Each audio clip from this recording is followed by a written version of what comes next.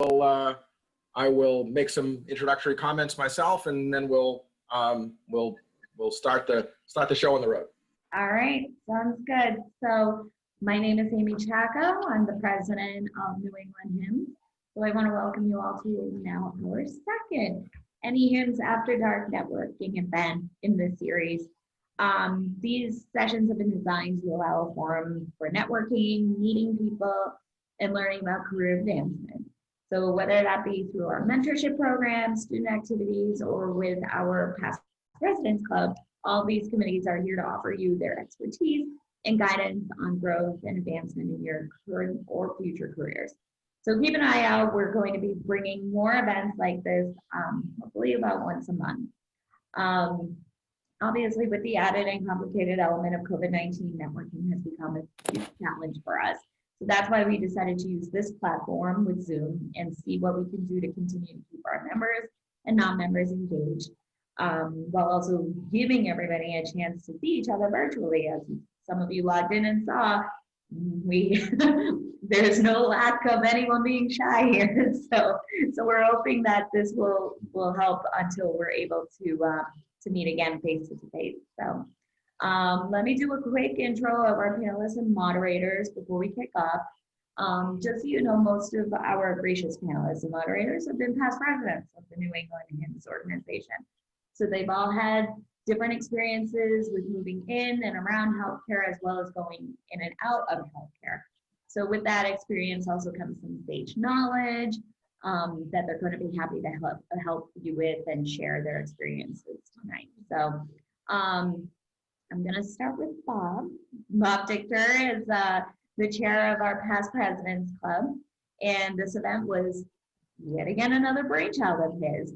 So Bob has over 20 years of experience in healthcare technology, while also founding his own consulting firm and continues to consult independently. But prior to that, he started in the healthcare staffing field, and realized that he needed an advanced degree and got an MBA in healthcare administration from BU. So then he went on to work as a financial analyst at a local Boston hospital, and then as executive director of a local community health center. So Bob will be discussing how he left what was within the whole technology-driven career, but also worked within healthcare, combining both of those passions.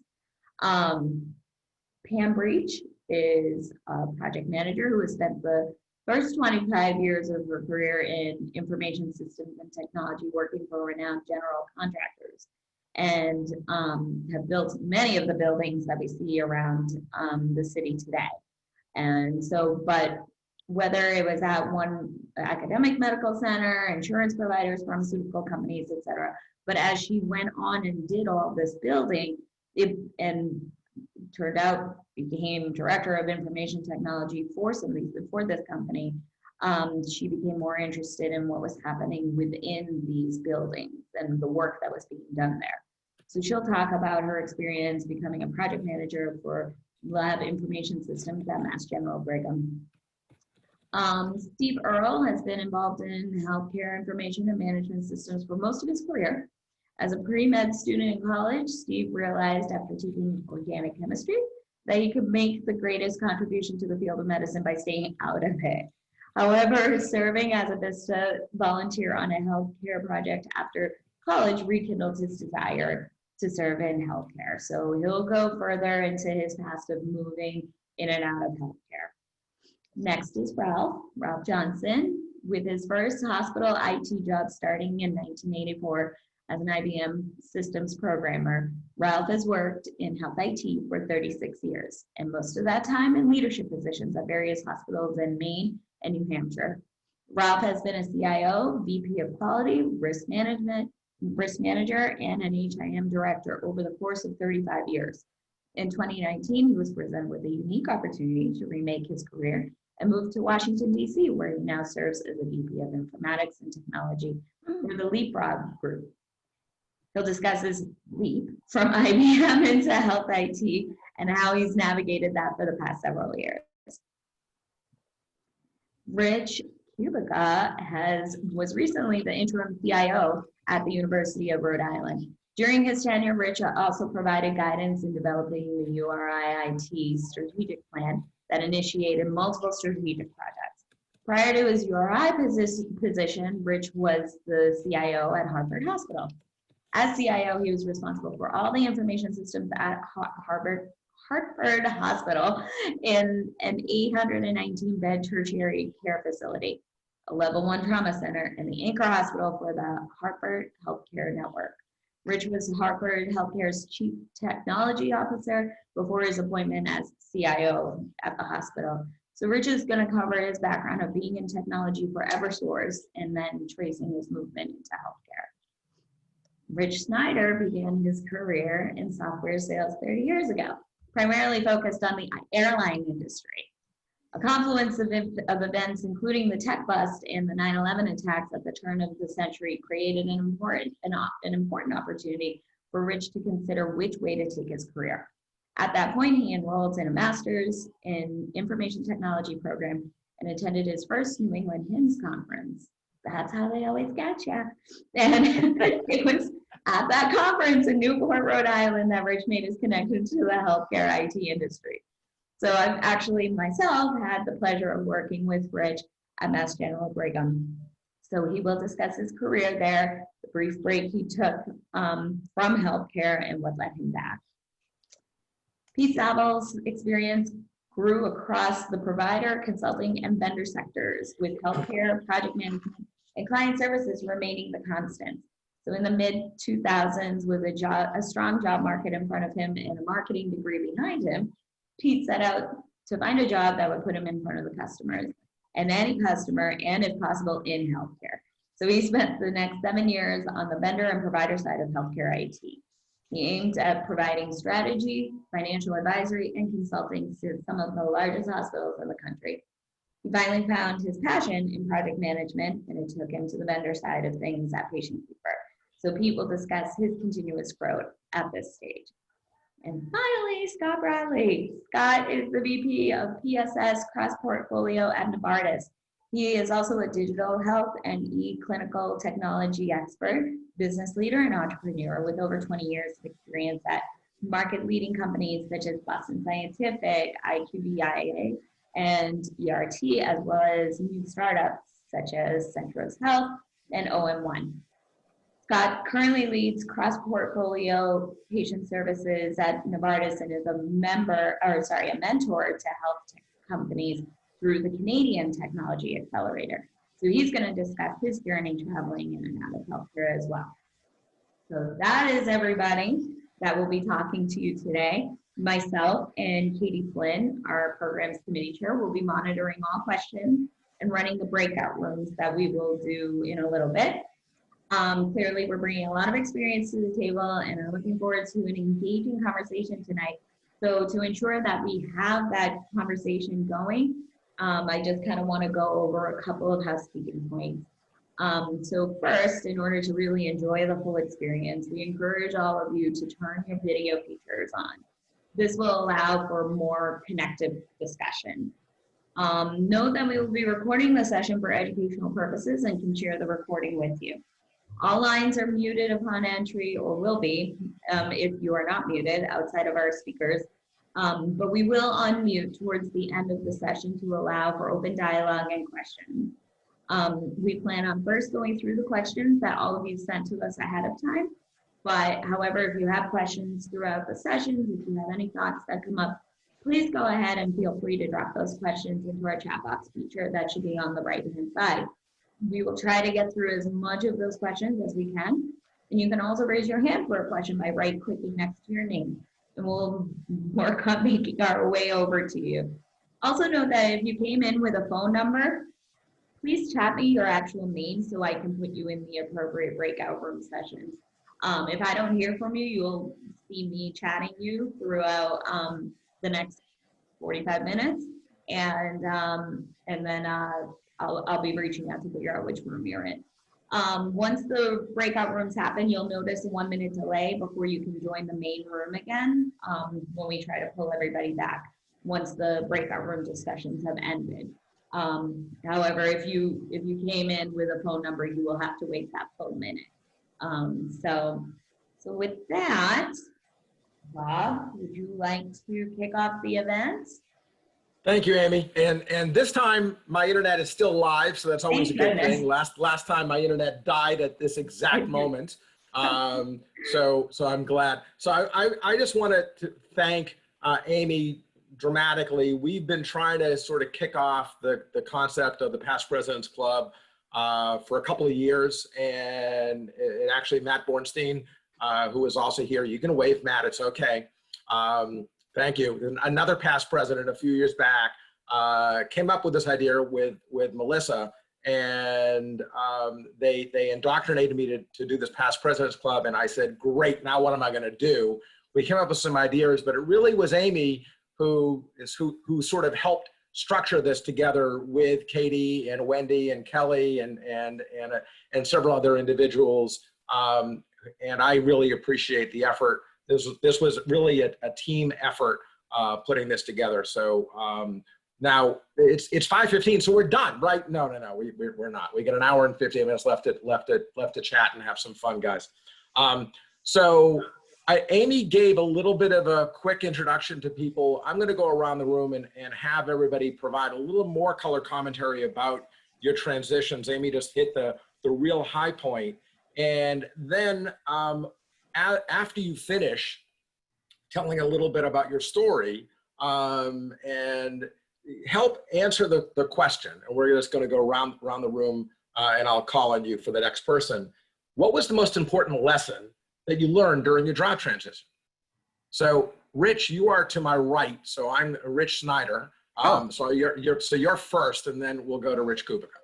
All right. Well, first of all, it's really nice to see a lot of people I haven't seen in a very long time, and it's nice to see some new faces as well. So, again, my name is Rich Snyder. I've been at Partners, now Mass General Brigham, for it'll be 18 years in January. I started after a career transition from sales, right? And then what I did is I actually didn't, as part of a career transition, I did an internship at Dana-Farber. Then I moved into and it's funny because some of my bosses from those days are still here, and I see some of them. So hi Scott, hi Sue, it's nice to see you both. And I started as an analyst working for the Brigham on revenue cycle projects. Did that for 4 years. About that time, my background being vendor, I decided that, I might want to go tap my feet in the, back into, put my toe back in the water on the vendor side. Went back there after 6 months, realized it really was not what I was looking for a number of reasons that we can get into over time. There's a number of people that still need to speak. And then what I did is when I came back, I led, we were rolling out Sorian, the Siemens revenue cycle product. I led a scheduling team. Then I went back more toward project management. Then when we, for those of you who don't know, Mass General Brigham is rolled out Epic across our enterprise. And I was doing project management for that, and then managing a biomedical device team, and then and now I'm the director of user experience and training for the Epic eCare implementation. Well, operation at this point, we're operational. And so, I'd say the thing that I learned the most was really, and I look for this in everyone that I bring onto my team, is having an intellectual curiosity around the business of healthcare and the care and the delivery of care, and how can you as a person who's not clinical, support those on the front lines that are delivering care. To me, the technology can always be learned, but understanding the process and the value that you bring, and really, getting, I hate to use the word passionate, but passionate about it. To me, that's the differentiator, and that's the thing that I always look for. Excellent, excellent. Rich Kubica, you're up next. Sure. I'm more of one that was in and out of the industry. I graduated from UConn as an electrical engineer with a computer science background, and I went to Northeast Utilities doing engineering programming. doing such things as writing code that can determine how far a nuclear reactor can fall through concrete. So, so that's where it started. And there, I just want to talk about one transition I had there, because I became the manager of the engineering programming group. But I also had the opportunity to be the manager of office systems, which I look as my first career mistake. Switching from an area as engineering over to office systems, and back then it was just word processing. It was just real simple stuff, but it was new back then. So I actually took another transition. I took a demotion in order to go back into pure IT, and I went into IT infrastructure. And I guess that's where my career got going on a better take. I became the manager of infrastructure, and then the career wasn't going anywhere. So through my contacts, which we can talk about later, I had the opportunity to go to Hartford Hospital as the system director for their infrastructure, which later became the chief technology officer for Hartford Healthcare. Now, I was at Northeast Utilities for 23 years, so it was quite a change to go into Hartford. In Hartford, I was a CTO for many years. We had management changes. It's kind of funny. I went through 5 CIOs, enterprise CIOs successfully. Managing upward was working great. The 6th CIO, we didn't get along. So, but again, he was coming in. His job was to develop his own team. And you just have to realize that when you're working directly for somebody like that, they may want their own team. So I was transitioned out. I got a severance. And that's when I was looking around, and because of the network that I had, fortunately, and actually it was through him, I had the opportunity to be the interim CIO at the University of Rhode Island. So that was another change, and it was fantastic. I mean, it was supposed to be a 6-month assignment and ended being 20 months when I actually said to him, I'm retiring, I'm done. I told you 6 months, I gave you 20, I'm good. So, the life was interesting. It was a fascinating career. And one of the things that I look at, when you go through the transitions, is know your worth, know where you're good at, know where your skills at.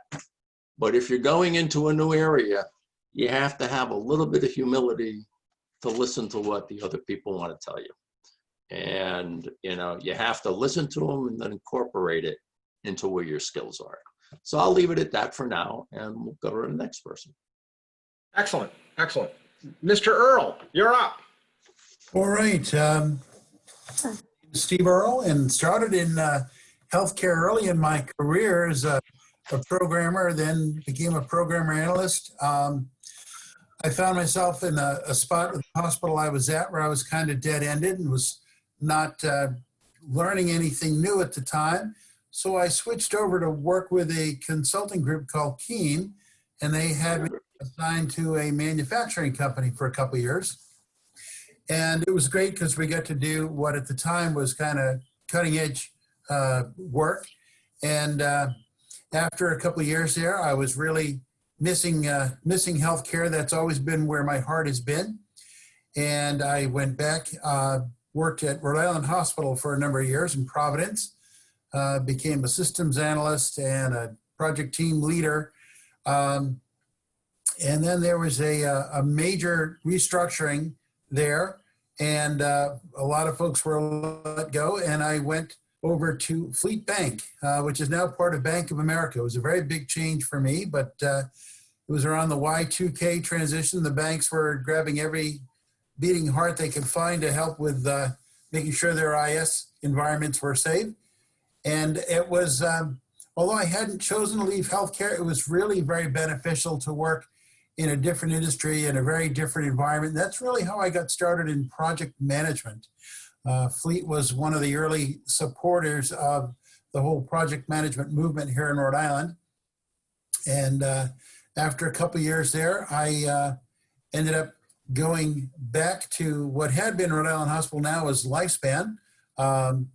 part of a multi-hospital system here in Rhode Island, and worked essentially as a project manager and a management engineer for most of the time I was there.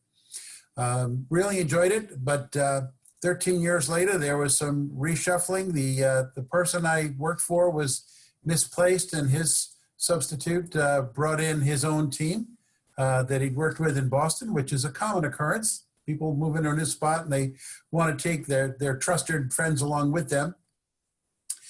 And I was with Care New England for a few years and am now working with a small consulting firm in Rhode Island called HCH as a senior healthcare project manager. Currently working on an assignment at the Eleanor Slater Hospital, which is the state hospital in Rhode Island.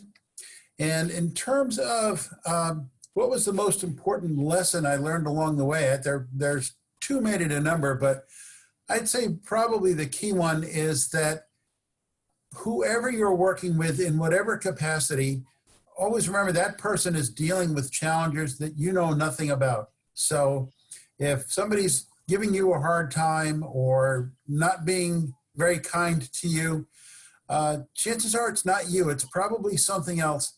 And I found that if you can show a little empathy, let people know that you're trying to work with them to accomplish a higher good, that seems to improve most working relationships and the effectiveness in your role, I'd say at least 90% of the time. Excellent. Thanks, Steve. Appreciate it. Pete, you're up, but you need to take yourself. I'm sorry, Pam, you're up. Okay. So Pete, you're on deck. Pam Breach. I actually had a kind of an interesting start. I was a competitive figure skater and Whoa. wanted to, when I graduated high school, I wanted to take a year away from, we're off of college to just compete. And in doing so, lost my full scholarship to Northeastern. So I started going to Northeastern nights and working at this little construction company called Turner, which is how I got into the construction industry. I always knew I wanted to be in technology, but I worked there while I was, to get money to go to school since I had given up my scholarship.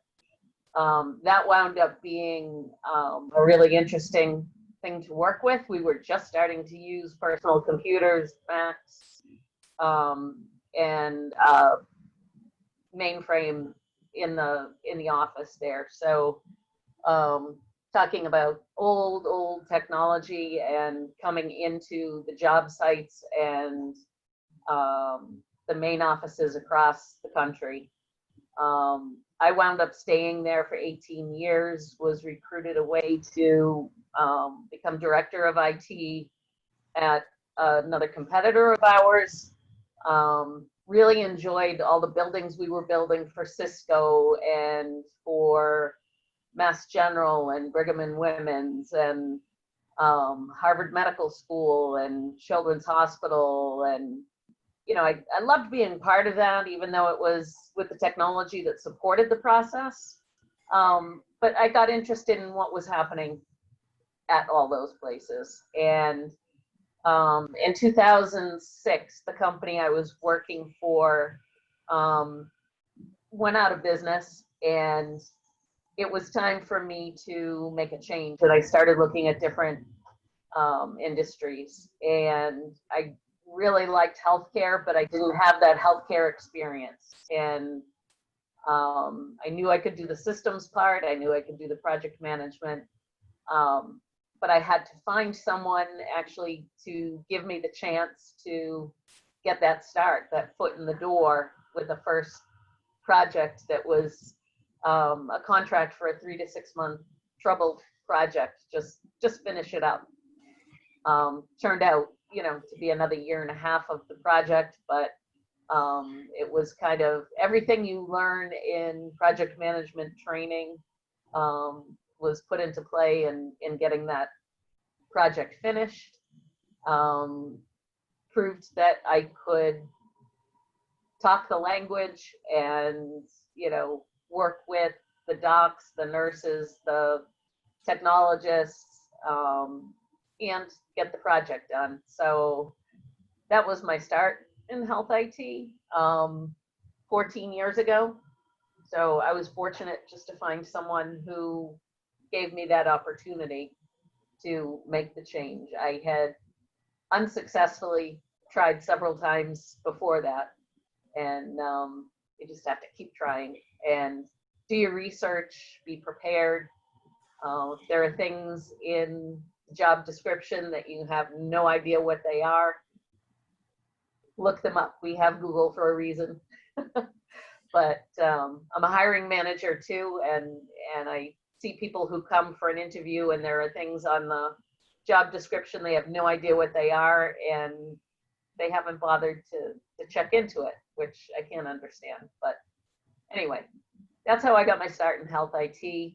I've met a lot of the people on the screen here tonight through the years with Himss, back in the Newport, Rhode Island, JFK, Mass, the old paparazzi days, the Gillette events. Really enjoyed working with everybody in Himss, and so looking forward to many more years. Thank you, Pam. Pete, you're up. Hey, so we should podcast this. I'm like sitting here really enjoying. It's actually getting recorded. Yeah. Just I could see like going for a run. I don't run that far, I guess, but and or walking the dog. I love podcasts, and I just love listening to people's stories. This is fantastic. But yeah, me. So I think there's a lot of consistency here too, and I hope you guys are connecting the dots. I'm sure you are too, and I guess I am for the first time as well, not just Himss. But my I went to Providence College, and I was a marketing major. I loved it. I wanted to graduate and work for a big product company. Growing up, I'm just going to stay local here. My dad worked for Ocean Spray, and I remember as a kid, I would like design new products for them, and he'd take them in. He would take them into work. And I just, I wanted to, exaggerate here, but like change the world through products and understanding customers. And I was drinking the Kool-Aid in my marketing classes, and that was a big part of who I wanted to be. But then there was another influence that was in my life, and I spent a lot of time, my mother's a nurse, and just a lot of exposure to healthcare. So, in the back of my mind, I was like, hey, if I could blend those two.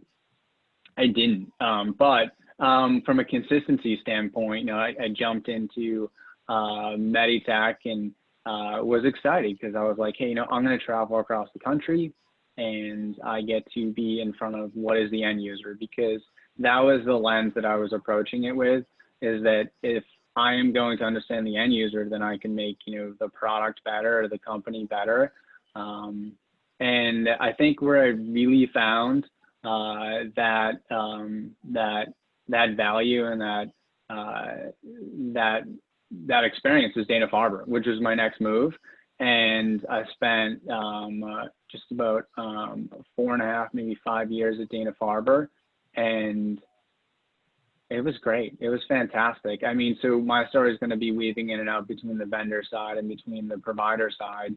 And then there's a stop off in consulting. But, when I look back on my short career, it's 15 years at this point. It was so exhilarating walking the halls of, growing up locally, just that branded Dana-Farber, and being able to contribute, being able to support doctors, nurses, the whole care team. I just enjoyed that. And so I understood that was a big part of what I enjoyed. But then I was looking to, all right, so how do I grow my career? How do I continue to accelerate? And I think I continue to run with some of these traits, which I'm going to, claim millennial here. And that's, the stereotype of, what's my next move? What's my title? That evolving career path that, and I think we're now, beyond the millennial generation. That was so much of a focus, I think, within the 2000s. But I was set on, like, you know, how do I grow it? So that's where I jumped into project management and went out and got my PMP. And I guess, you know, obviously paired with that, I was starting to take on more project management work. And that was one of the consistencies, which, you know, this is a healthcare IT focused group, but it's interesting how project management is a big part of that. So, and then, you know, continue to kind of weave back and forth. I spent 3.5 years with Deloitte shortly thereafter. And that was, I have not got my graduate degree at this point. You know, maybe at some point I will, but that was fantastic too. In Deloitte, I traveled, I got up Monday morning, would catch 6 a.m. flights and come home Thursday evening. And that part of it was not the fantastic part of it.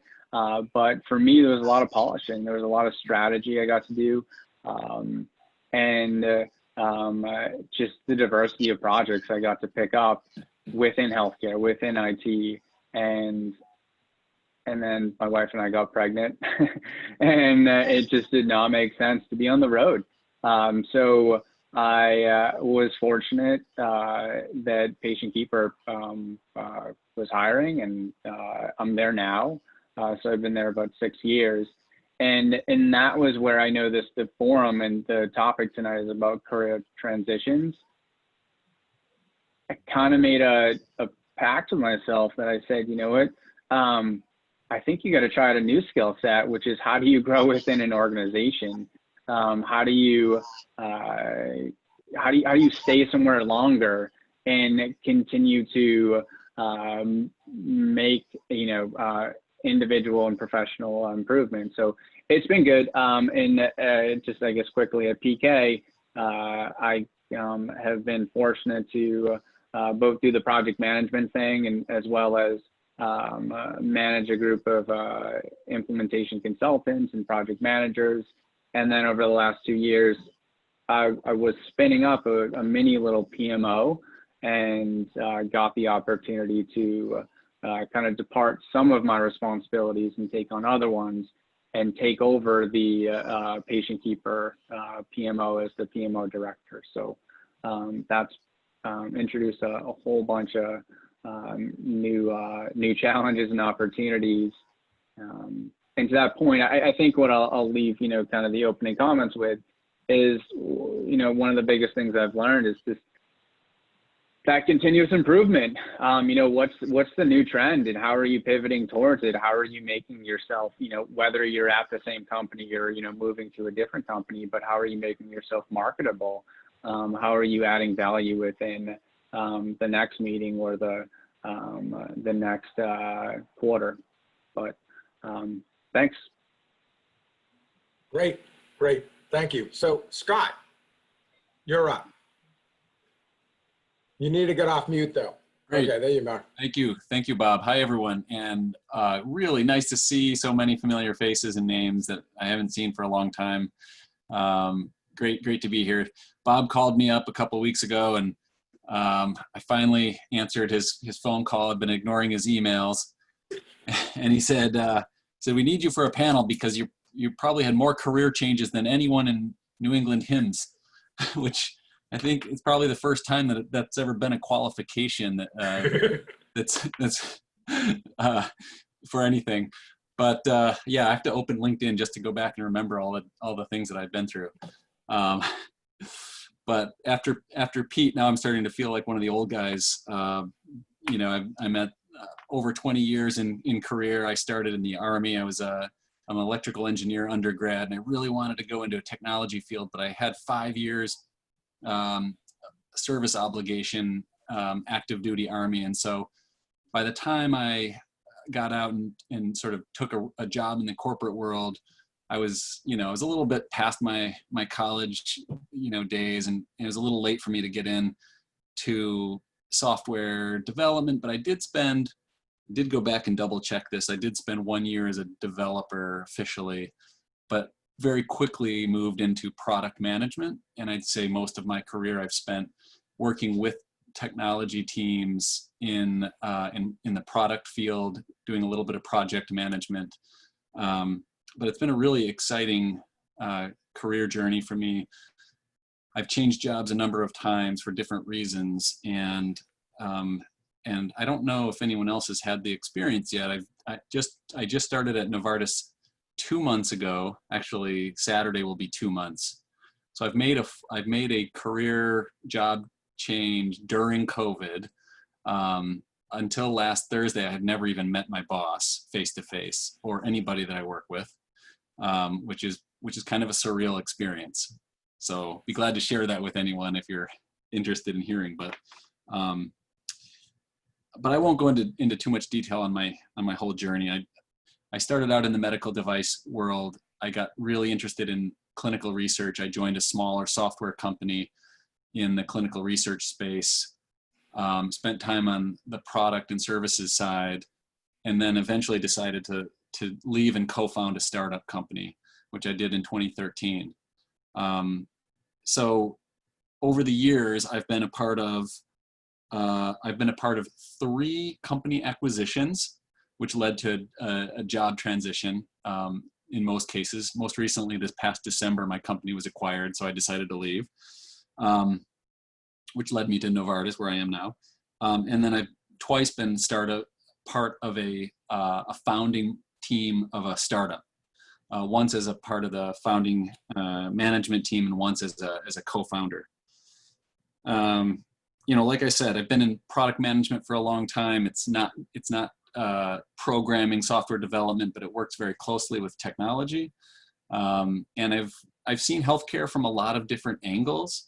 And it's been really interesting to see and look forward to the discussion tonight. I'd say, something that I've learned, I had so many things that come to mind, but, learning during a transition, I'd say, probably very relevant to those of you who are here, which is do exactly what you're doing. Build a network, build a support network, a professional network of people, get to know people, and then lean on them. When I've made job transitions, at least in the past, 5-10 years, I think it's all been through people that I know, and keep that network growing and stay in touch with people, and then rely on them. And you're part of a network for other people too, and help people out. So I'd say that's just a really important part of sort of building and growing in your career. So thanks for having me tonight, Bob, and great discussion, great panel. Thanks for joining, Scott. Ralph, you're up. All right. It's great to be back here with New England Hymns. I'm glad you still let me in the door. You're always an official member, man. So the funny thing is, I actually had a few years prior to joining healthcare where I got my computer degree and I became a COBOL programmer, which means I have a transition in the future for retirement with the banking industry. I bounced around. I worked for Chubb Insurance, and then I went to W.R. Grace in Cambridge, and I was working for them. And this funny thing happened. My father had his 4th heart attack, and I was 23, quit my job, didn't know what I was going to do next, and I moved up to be near them because it was every time he had a heart attack, I was making the 4-hour drive up to Maine to come see him. So I quit my job. I said, 23, I'll figure something out. And within a week, I got a job at a hospital. And quite frankly, I never left for 35 years. The industry spoke to me. I really enjoyed it. And I think that's when I found myself as far as my professional drive, what I wanted to do.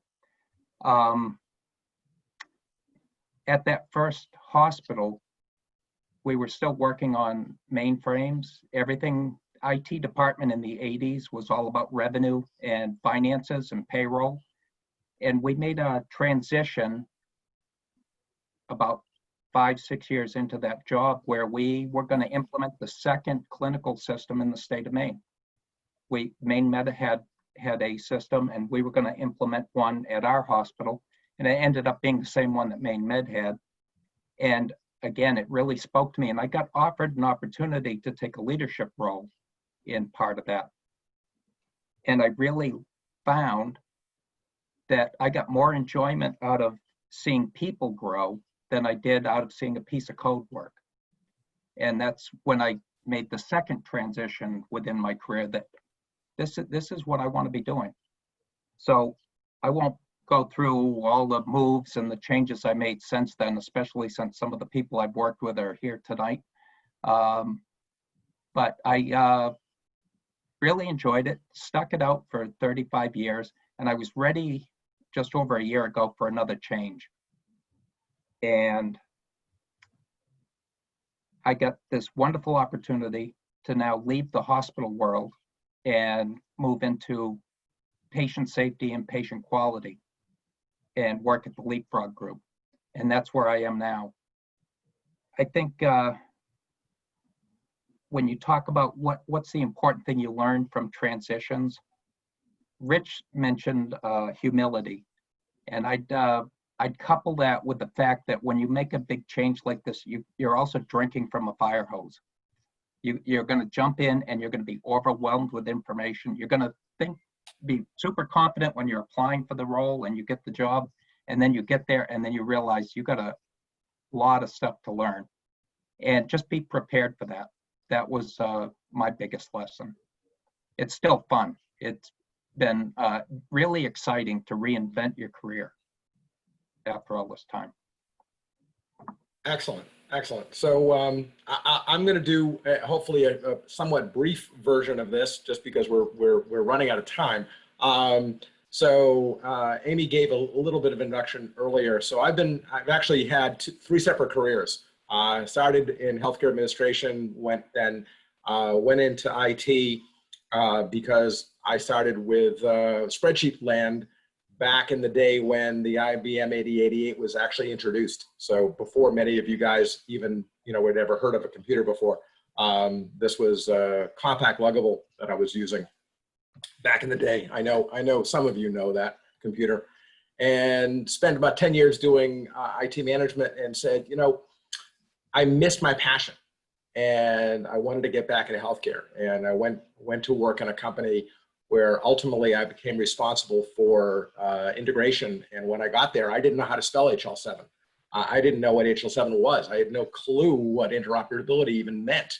And so, I was learning as I went, and I went from the vendor world to the provider world to the consulting world to the payer world, and ran my own business for a bunch of years, and did a few things in between. And I think, what I'm doing right now is I help organizations figure out where they can make money selling product at the end of the day. I'm not a sales guy. I'm the guy that understands sort of how the product works, and do something similar to Scott, but not exactly. And I think the challenge been for me throughout my career, and Scott and I and many of the other past presidents I've had discussions about this, is if you don't well define yourself as one simple role. Steve Earle saying, he's a project manager today, but he used to not be a project manager, earlier in his career. How do you define yourself to the world if you're not easily defined to yourself? And finding that passion, finding that joy, finding that excitement, finding where you add value. Because when you do that, then you now can figure out how you can add value to an organization and make money doing it, and have some fun doing it. And I think that's what all my friends have basically talked about, is finding the right path and the right role for themselves. So I sent out questions to everybody, but because of the fact that we're taking a little more time here than we wanted, I'm going to skip around a little bit. So just bear with me. So I'm going to ask a couple people to answer this question. So Steve Earle, what opportunities exist to break into healthcare technology if you don't have a strong computer science background? Well, I'm going to start off with the answer that everyone hates to hear, which is, it depends. It depends to a large extent on your background, your interests, and the opportunities that you encounter. I know a lot of us sort of stumbled into certain positions either early in our career or later, a computer science background is certainly a strong asset, but I think that people from a variety of backgrounds can find a way to contribute in healthcare. I think that most people, particularly younger people today who are all digital natives, they can learn computer skills, they can learn technical skills. I think it's, in my experience, it's more often the business mindset, the people skills, the intellectual curiosity that Rich was talking about. I think those are the more important attributes. And if you're dealing with people who are in a hiring position or are looking to make a connection with opportunities in their organization, I think most experienced managers are going to pick up on that. Certainly if you need someone with a specific technical skill, I need a SQL database programmer, and this person has 5 years experience, I've got an open slot. That could be a marriage made in heaven. But I don't think that because someone doesn't have a computer science background that they should rule out health IT. Certainly anybody with a clinical background, that's a tremendous asset. If someone has started on a clinical path and decided that maybe that's not the right fit for them, having that mindset, being able to speak with clinical people, or if you're more business oriented, being able to speak with business people, understanding, process management, not having a general understanding of accounting. Healthcare is a great environment because just about every skill set you can think of is needed somewhere in healthcare. So I'd say that a computer science background is helpful, but certainly not a barrier if someone doesn't have one. Excellent, excellent. So Rich Kubica, I'm going to give this one to you. So you didn't start in healthcare IT, but you got here. You started in engineering. So how did you figure out that healthcare technology was really where you wanted to go? Oh, I don't think it was quite that way. I wanted to get out of the job I was in. So I was looking for something else. I had a good relationship with our IBM representative. And again, I came from the technical side. I knew the infrastructure, I knew the servers, was a programmer. And it happened to be a fit that the IBM sales rep knew that this technical position was open at Hartford Hospital. So I didn't look to get into healthcare. I looked to extend my career and move my career forward, and that step happened to be in healthcare.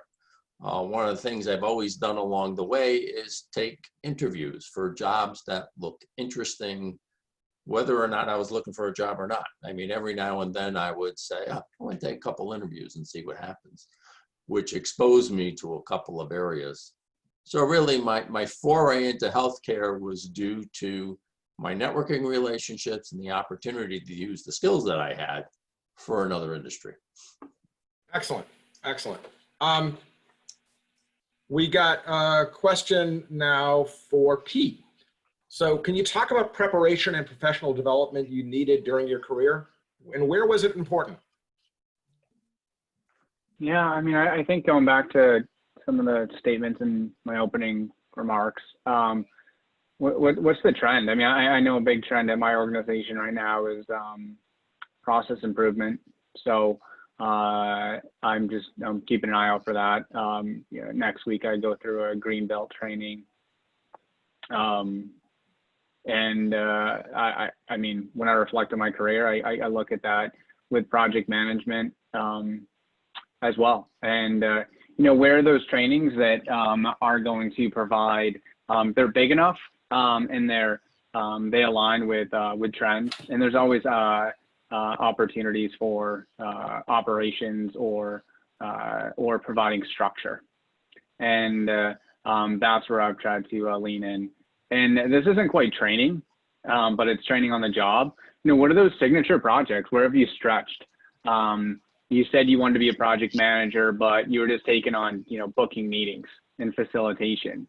But then when you saw that opportunity, did you take it? And you learned on the job. You took on that. Maybe it wasn't in IT, but the hospital needed someone to help with the maintenance and how that they do procurement, and you reset some of that. So I think it's a marriage of that. But think about some of those areas you want to go. How can you apply training, consider trends to inform how you figure out where you want to go or what you want to have as part of your arsenal or your toolkit. And then if, you know, there's training, but training's only so good and not that much fun to talk about in an interview, what are some projects you can stretch? And I mean, most experiences I've had, if someone's like, if you're like, hey, you know what, I don't have a ton of experience in the finance area. Do you mind if I help out put together a total cost of ownership for what this project might look like? Excellent, excellent. Pam, we're gonna pick on you next. How can senior leaders, and this just happened to be given to you, trust me, it wasn't intentional, but how can senior leaders be more supportive of women who want to expand responsibilities and prepare for upward and lateral moves? Wow. Yeah, that's what I said. I said, who do I know who I can give that question to? I can give it to Pam. So I think, you know, one of the things that I enjoy doing a lot with people that I work with that work for me or on teams that I'm leading is mentorship. And I think, you know, helping someone, whether they're a woman or not, mentoring them in a way that is productive, positive, you know, focusing on the strengths that are good for leadership, helping them along, encouraging them, and making them stretch. One of the things that has been good for me is someone assigning me something that is a stretch for me, or reach, something I haven't done before, maybe a little scared of, but in the end, it winds up being a great learning experience and helps you stand up those leadership skills a little bit more naturally. I think, you know, by way of just having to go after what you need to get the job done, it's a lesson in and of itself. Excellent. Hey, Bob. Yes, sir. I'm incredibly unqualified to answer this question. But you want to answer I was it giving anyway? it some, yeah, because I was giving it some thought, because it was on your list and it was one that caught my eye, and I was just trying to think about what I've seen, and when I think of you know, different women who have been successful, and I'm gonna. There's definitely, you know, do you have the support of your leadership? Do you have mentors? Are you creating those relationships? And again, like, I may be speaking out of turn here and don't have, you know, a real appreciation, but you know, if someone in the executive group, are you meeting with them on a monthly basis, a quarterly basis, to have that mentor? And then also, you know, are you asking for, like, hey, can I go to that graduate program, that class that's you know, designed, or that collaborative? But that's it. I mean, I don't want to dip too far into this, but I just think it's an interesting question. I appreciate the insight. So we have one last question, and I apologize, we had a lot more to ask, but we just ran out of time. We're actually running late. So after this question, we're going to move into the breakout room, and then we'll have more opportunity to ask more questions that are already queued up. And you guys, you know, throw some questions into the chat box if there's anything additional that you want to talk about.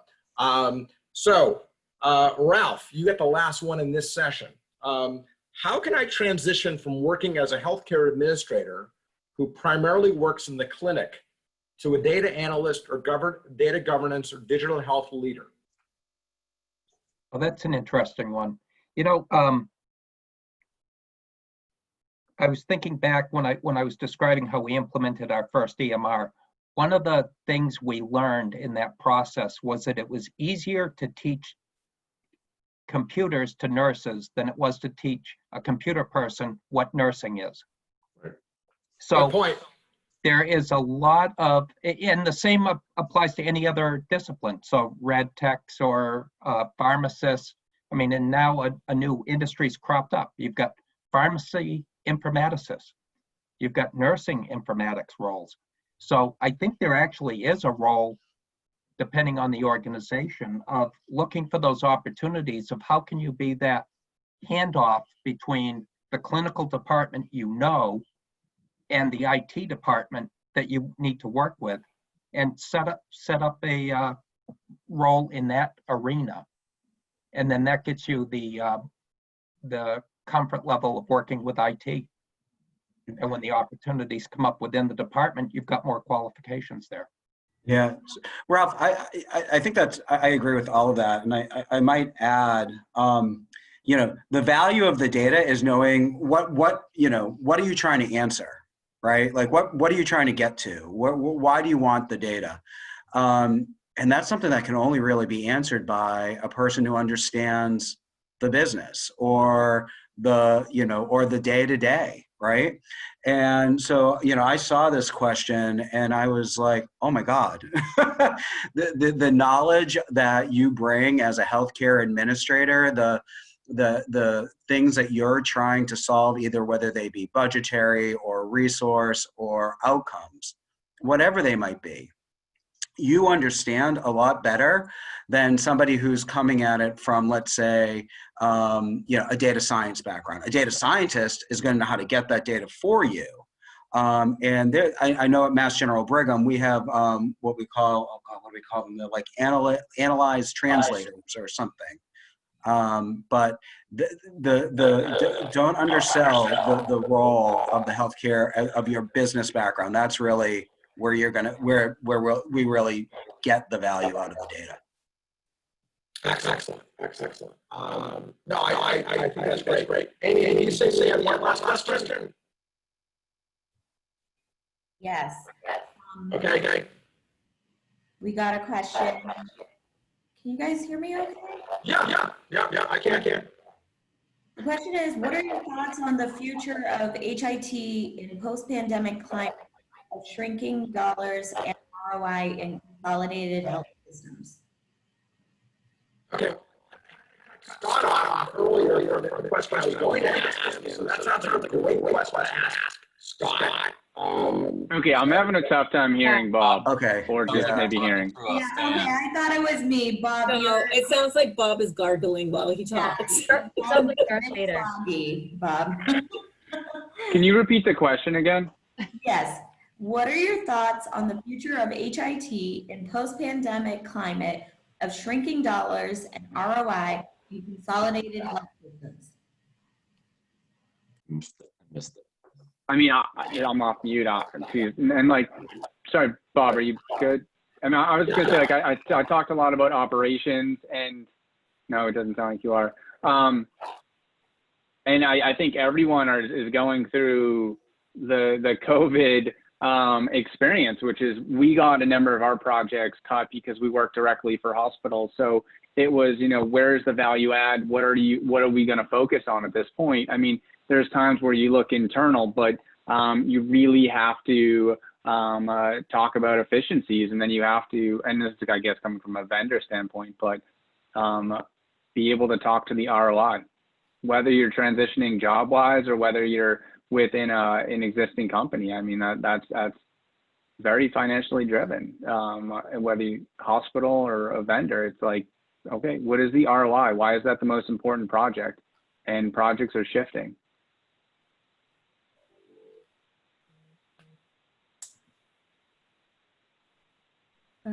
Bob, should we listen to your sound again? Okay, Bob's dialing in.